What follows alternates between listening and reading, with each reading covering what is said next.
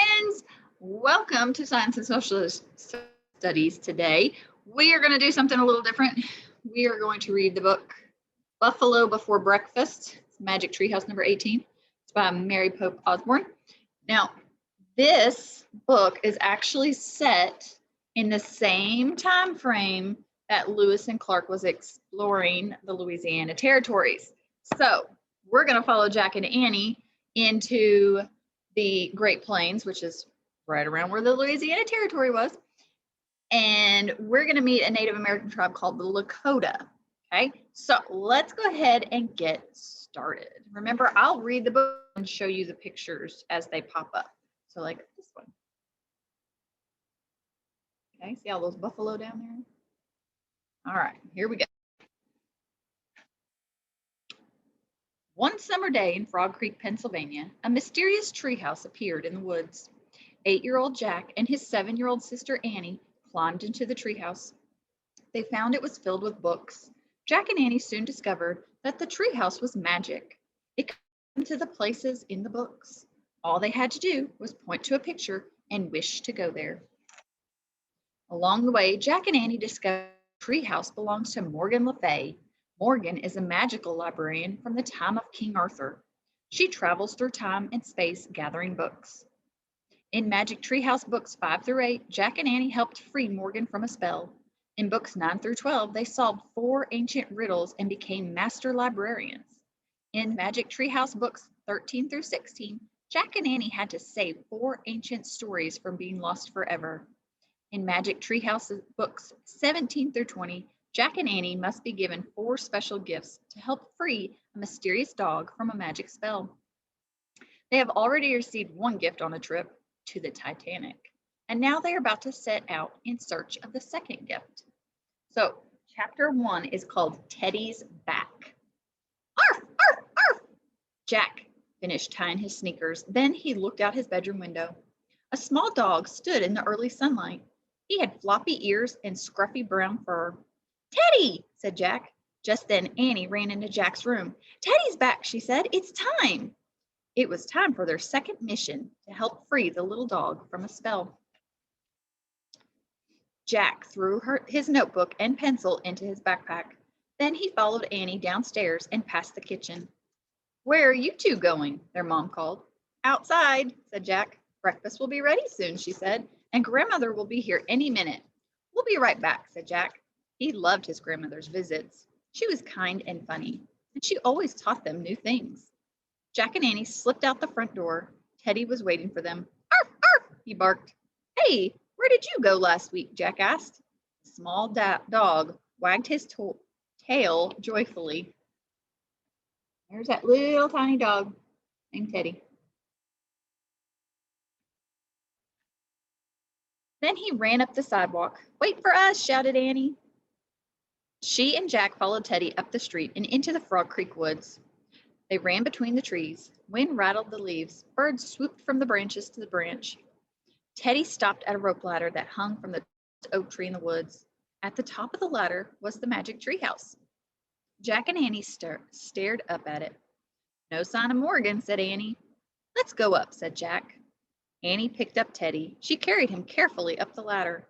Jack climbed after her. Inside the treehouse, Teddy sniffed a silver pocket watch on the floor. Beside it was a note that Morgan had written to Jack and Annie. Annie picked up the note and read it aloud. "This little dog is under a spell and needs your help. To free him, you must be given 4 special things. A gift from a ship lost at sea, a gift from the prairie blue, a gift from a forest far away, a gift from a kangaroo. Be brave, be wise, be careful." "We've got the first special thing," said Annie. "From the ship lost at sea." "Yeah," said Jack. He picked up the silver pocket watch. The time on the watch was 2:20, the time the Titanic had sunk. Jack and Annie stared at the watch. "Arf, arf!"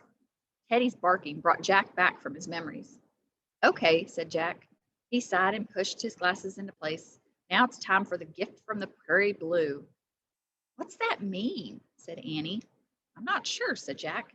He looked around the treehouse. "But I bet that book will take us there." He picked up a book in the corner. The cover was a picture of a wide prairie The title was The Great Plains. Ready? Said Jack. Teddy yipped and wagged his tail. Let's go, said Annie. The sooner we free Teddy, the better. Jack pointed to the book cover. I wish we could go there, he said. The wind started to blow. The treehouse started to spin. It spun faster and faster, and everything was still, absolutely still. Chapter 2, Ocean of Grass. Early sunlight slanted into the treehouse. The cool breeze smelled of wild grass. Oh man, said Jack, these are neat clothes. Their jeans and t-shirts had magically changed. Jack had on a buckskin shirt and pants. Annie wore a fringed buckskin dress. They both wore soft leather boots and coonskin caps. Jack's backpack was now a leather bag. I feel like a mountain man, he said. All you're missing is a mountain, said Annie. She pointed out the window. Jack and Teddy looked out. The treehouse sat in a lone tree in a vast golden prairie. The sun was rising in the distance. Wind whispered through the tall yellow grass. Shh, it said. We need a gift from the prairie blue, said Jack. I bet that means the sky, said Annie, looking up. Yep, said Jack. The sky was growing bluer as they watched. But how are we supposed to get it? Just like last time, said Annie. We have to wait till someone gives it to us. I don't see any sign of people out there, said Jack. He opened their book and read aloud. The Great Plains are in the middle of the United States. Before the 20th century, this vast prairie covered nearly a fifth of America's lands. Some called it an ocean of grass. Jack pulled out his notebook. Come on, said Annie. She picked up Teddy and carried him down the ladder.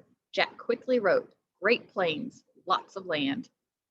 Wow, this is like an ocean of grass, Annie called from below. Jack slipped the Great Plains book and his notebook into his leather bag and climbed down. Then he stepped onto the ground. The grass came all the way up to his chest. It tickled his nose. Achoo! He sneezed. Let's go swimming in the grass ocean, said Annie. She started off with Teddy under her arm. The wind blew gently as Jack hurried after her. All he could see was rolling waves of grass. They walked and walked and walked. Finally, they stopped to rest.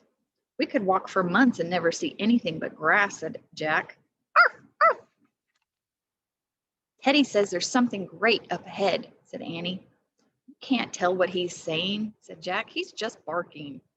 I can tell, said Annie. Trust me. We can't walk all day, said Jack. Come on, said Annie. Just a little further. She started walking again. Oh, brother, said Jack. He kept going through the tall, rippling grass and went down a small slope, then up a small rise. At the top of the rise, Jack froze. Wow, that is great, he whispered. Told you, said Annie. Chapter 3, Black Hawk. Jack stared at a circle of teepees ahead. Busy people in buckskins moved about the circle. Horses and ponies grazed nearby.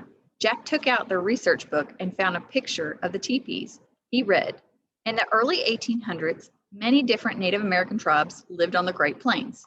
The Lakota were the largest tribe. They lived mostly in the areas we now call North Dakota, South Dakota, and Minnesota. Jack pulled out his notebook and wrote, early 1800s, Lakota were largest tribe of Great Plains. Behind Jack and Annie, a horse neighed. They turned. Horse and rider were heading toward the teepee camp. The sun was very bright behind the rider. Jack could only see the outline of a body with a bow and a quiver of arrows on his back. There's Jack and Annie at the teepees, and then you see the lone rider coming in over the mountain or the hill. And Teddy's in the backpack.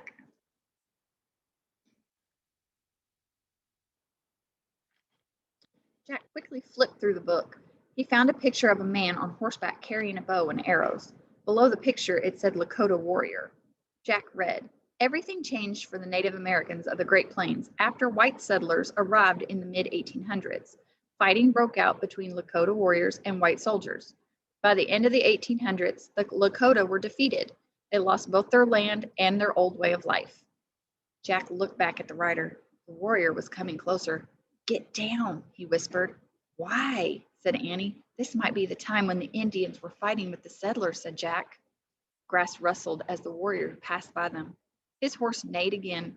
Arf, arf! Shh, whispered Jack, but it was too late.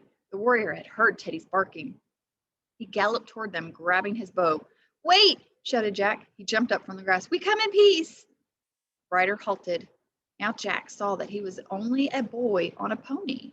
He couldn't have been more than 10 or 11. Hey, you're just a kid, Annie said, smiling. The boy didn't smile back, but he did lower his bow while he stared at Annie. What's your name? She asked. Black Hawk, he said. Cool name, said Annie. We're Jack and Annie. We're just visiting. We live in Frog Creek, Pennsylvania. Black Hawk nodded. Then he turned his pony around and started toward the Lakota camp.